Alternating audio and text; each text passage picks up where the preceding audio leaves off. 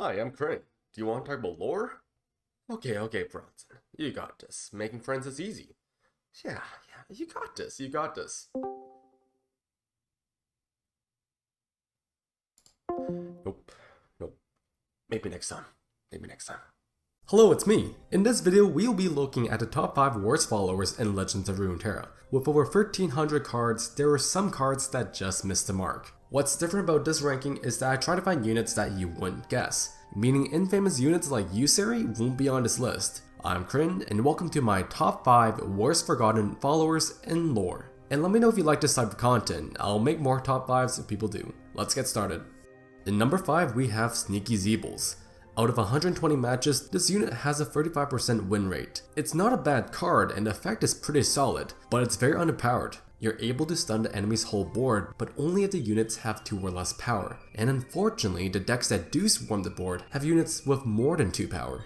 Zeebles being a 5 cost is also not good because you're summoning it midway throughout the game. If Zeebles was a 4 cost that stunned units with 2 or less health instead of power, it could find a spot in a Yasuo Leona deck. But for now, it's too conditional to be good. And in the number 4 spot, we have Soul Spinner. With 52 matches, Soul Spinner has a 38.5% win rate. It's not popular because there are better options than Shadow Owls that you could select. Soul Spinner may be a good high attacker, but it's not what Sparta decks want. Sparta decks wants its damage spread apart so your opponent can't block all of it. Frenzied Skitterer allows this to happen. To make Soul Spinner work, an ally has to die before the unit is summoned, which in today's meta is very slow. Burn and Spider decks want to do things fast, and if you really want a fearsome attacker, Buru Sentinel is a much better choice. And that's why Soul Spinner is number 4. In number 3, we have Fix 'em Uppers. This is a 2 cost that is a 1-2. After discarding a card, it becomes a 3-3 only if it's on a field. Having the same stat line as a 1 cost is already a bad start. Chip does this better by costing 1 less with an easier condition. And the 2 cost space in discard decks is already filled with much better units. Like Fallen Rider is a 2 cost that can be both a unit and a discard resource, and Boom Ba Boom is a staple in any Piltover Zone discard deck. Fix 'em Uppers is just a downgrade.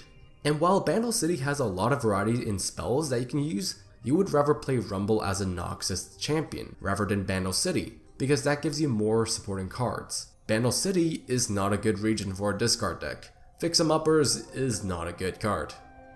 And in number 2, we have Honored Lord.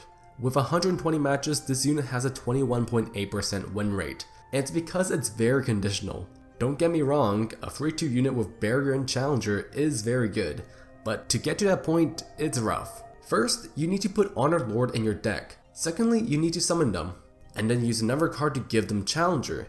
And the only decent cards that do give Challenger is Cataclysm, Entrancing Lure, and Sonic Wave. Which leads me to my next question of why are you doing so much to protect a 2 cost unit with decent stats when you could play something like Petricite Broadwing with Bright Steel Protector for more versatility. Fleet Feather Tracker also does Honored Lord's job better just by being a Challenger unit. And it's true that Honored Lord is better if you play him in an Elite deck, but you're a loser if you play Elites. No harsh feelings. And finally, in the number 1 spot is Liam. Boot up a drumroll. My number 1 is Wisefry.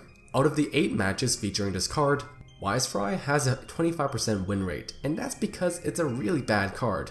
The more units you have on a field, the stronger Wisefry gets, and at most, if you have a full board, you can get an 8-8 Overwhelm unit, which is very good.